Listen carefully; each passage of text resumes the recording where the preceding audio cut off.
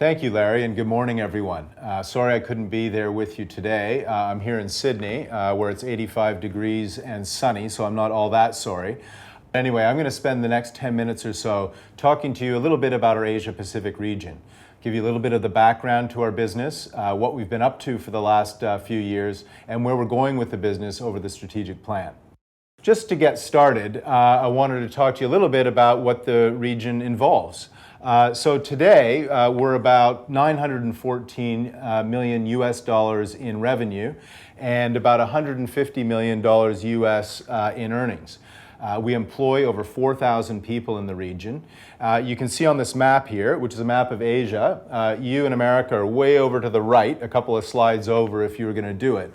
But this is us. I'm down on the very bottom red bit, which is Australia, and you can see we have businesses right across Asia. The red ones are ones where we have factories and offices and real operating businesses, and the green ones are where we trade. And I should note that what's not colored on here is China, but that soon will be, because in fiscal 10, China will revert back into the Asia-Pacific region formally. So now on to the next slide, and this is just a bit of background on our business over here and the significant events that have taken place over the last 100 plus years. You can see, interestingly, the Arnotts business was founded just around the same time, about 4 years before Joseph A. Campbell founded Campbell Soup. William Arnott founded Arnott's Biscuits here in Australia, and the companies really have quite parallel paths through history. And you can see as we go along, in the 1960s, Campbell's established a soup business here in Australia, down in Melbourne and in Shepparton, where the factory is. In the 1980s, Campbell Japan was formed, and then in the 90s was a significant time for the company. We bought the business that we presently manage in Malaysia and Singapore, and that was also the time in 1997 where the Campbell Soup Company bought the Arnott's Biscuits business, and that formed the business that we have today. So now on to the next slide. And this just gives you a bit of an overview of our business. And you can see that the business is very much weighted to the biscuit category. Almost 3/4 of our revenue comes from the biscuit business. We do a fair amount of soup and stock or broth as well. And then the other, the red, is a whole mixture of sauces and various other kinds of businesses. By geography, you can see, again, we're very much weighted to the Australia-New Zealand geography. We have over 75% of our revenue in these countries, and the rest of it pretty evenly split between our principal operations in other parts of Asia. We aim for the same mission here in Asia Pacific as the total company. We're trying to build the world's most extraordinary food company. And to do that, we look to deliver business results and deliver value to consumers, to customers, and to employees. Now, what we've done over the last few years is starting with focusing our portfolio. And we've done that by getting out of businesses where we can't compete or we're not making money. We've sold a couple of businesses, and we've also closed a factory. We've also streamlined the businesses that we have. We've changed the way we go to market with customers. We've changed our organization structures and completely restructured some of our businesses, like the one in Indonesia. We've invested in capital to automate and to increase capacity to support the growth. And we've combined our sales forces in Australia into one sales force that sell all of our products. Then we've been very much focused on growth. Innovation has been the lifeblood of our business here. We've invested in innovation. We've built a brand new pilot plant, and we've staffed it with a bunch of R&D people who are out developing new products. We've significantly strengthened our joint business plans with our key customers, and we've step-changed our distribution penetration in Asia. And all that is delivering a great set of results. Now, this is what it's done for us. In terms of our business results, over the last 3 years, we've delivered 5% sales growth and 13% earnings growth on average every year for the past 3 years. Moving to the marketplace and how we've delivered for consumers, you can see in our 3 main categories here in Australia, which is 75% of the business, we've increased market share significantly in each of our core categories. In terms of customers, we have 3 customers here in Australia, which represent over 90% of our business. That is a concentrated trading environment. You can see that on the left-hand column. And you can see we've driven excellent growth with each of them. In the last year, we've had a little bit of a slowdown with Coles, but we're back growing with them again now as well. And finally, in terms of employees, we're also building a more engaged workplace, and we've added about 1/10 of a point of employee engagement each year over the last 3 years in the business. Okay, now we're going to talk a little bit about where we're going with the business over the next 3 years. And to do that, I'm going to talk about each of our 6 key business priorities, starting with breakthrough savory. Our savory biscuit business here in Australia is the biggest business and fastest growing business in the region. And there are 2 principal brands that we use to engage with the consumer. The first is Shapes, and we are looking to further accelerate the growth on Shapes with breakthrough new products and marketing and innovations. You'll see our most recent launch here is Mini Munchies, which is a new format of Shapes, which is a snack cracker. I'm going to show you an ad on that one in just a minute. The other brand is Vita-Wheat, and we have a fantastic brand here that's on trend. It's a better-for-you snacking cracker, and we're just about to launch into the large and fast-growing rice segment where we currently have no offer whatsoever. So we have high hopes for breakthrough growth on our Vita-Wheat brand as well. Now what I want to do is show you the recent launch ad for our latest extension of the Shapes brand. And I think you'll see in this ad a little bit of that Australian sense of humor, which shows how people like to live life down here in Australia. So can you roll the ad, please?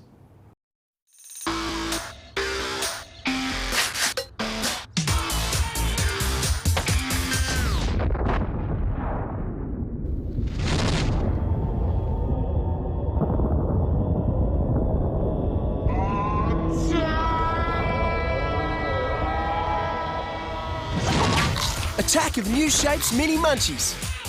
Take a flavour hit.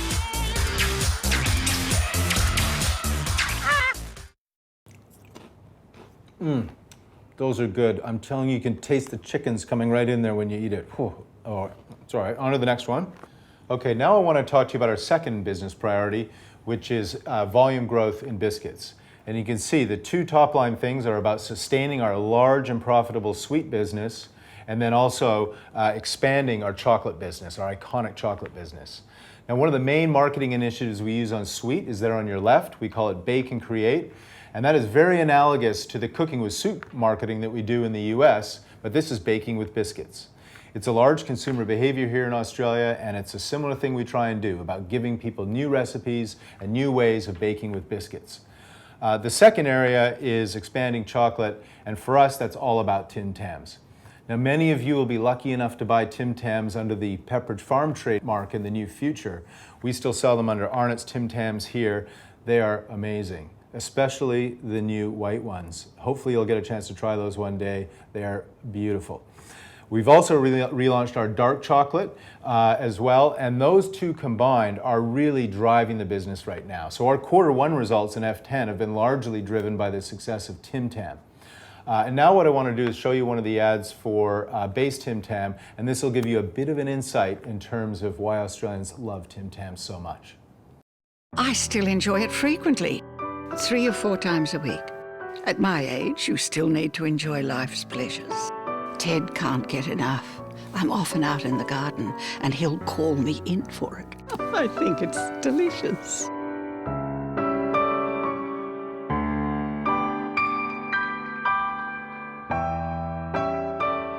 You may get older, but you never stop wanting it.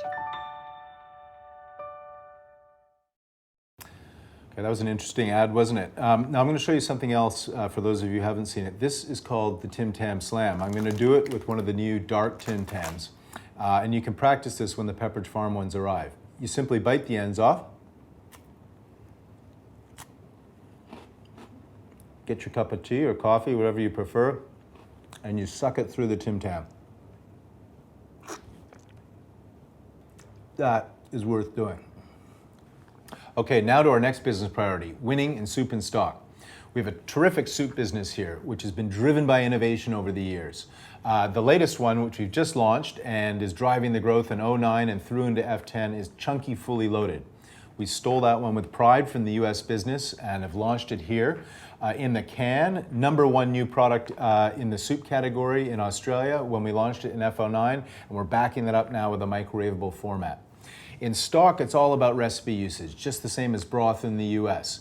And we do that by trying to get after recipes where consumers are using dry stock and cubes now and convince them to use wet instead. And you can see an example of one of the print ads on the screen. And now I'd ask you to roll 2 ads. The first is the launch ad for Fully Loaded. Not maybe everyone's cup of tea, but I think explains the benefits well. And the next one is an ad for Real Stock that we run. He's hungry for danger, he can take the heat. Fully loaded man's got balls of meat. Over the edge, flying through the sky. Fully loaded man, he could probably die. Time to slam a fully loaded kill. A fully crammed dinner meat for a meat, veg and pasta fan. Fully loaded can. Hi, my name is Tessie. This is the house I live in. This is my family. They're all real. This is my kitchen. This is a real apple. And I really cooked this Italian chicken casserole. I cooked it using real chicken, spuds, herbs and onions. I made a bit of a mess too. I also used Campbell's real chicken stock. I always buy it because it's made with real chicken and packed with natural ingredients. So it makes a real difference to the meal. Anyway, it's time for dinner. Okay, now we're going to move up to Asia from Australia and talk a bit about the business there. We have really been driving this business with 2 main things: new product introductions and significant increases in our distribution. In Malaysia, we do that with a local version of Prego sauce and dry soup, and we've plowed the distribution into many new places. In Indonesia, in the middle there, with our Good Time brand, significant new product development there, and we've gone from 25,000 points of distribution to 50,000 points of distribution just in the last 12 months, so really driving the business there. And in Japan, we launched Tim Tams and a number of other products into Costco and Walmart Seiyu, who we're dealing with directly and gaining significant incremental business there. We also are pushing out an availability in our 5th key business priority here in Australia. And we're doing that by making our products that are principally sold in supermarkets now in take-home packs.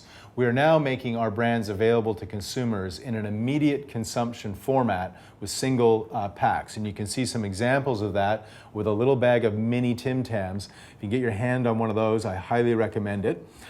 We also have a 70-gram bag of shapes to compete with chips. And then you can see a new 300 milliliter range of V8 juices that are in the chiller for immediate consumption. Okay, the final business priority has to do with our supply chain, and we have a fantastic one here in Asia Pacific. A good track record of delivering enablers, and we'll continue to focus on that. The bread and butter of reliability improvements, of materials productivity, and procurement excellence. We also have an event happening here on February 1st, which most of you have experienced already, which is we go live with Harmony.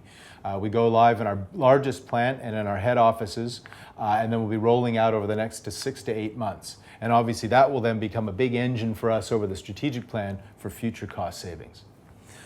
So that's it. I'd just like to leave you with the following ideas. First of all, we've got a great track record here over the last 3 years in Asia Pacific of delivering great revenue growth and profit growth. We're off to a terrific start in fiscal 10. Our Q1 results are outstanding, top and bottom line. And the whole team here is really optimistic about the growth opportunities here in Australia and the growth opportunities right across Asia for our business. So in conclusion, I'd like to welcome Chris Delaney to the region. Everyone here is very excited to have Chris come on board and welcome him into the Campbell Arnotts family. And the people here are also very excited about having China come back in to the Asia Pacific fold and getting back involved with that business. So thank you for your attention. I look forward to seeing you beginning in January when I'm back in World Headquarters first full time. And really encourage everyone, please come up and say hi. I look forward to seeing all of you again. And so now back over to you, Larry.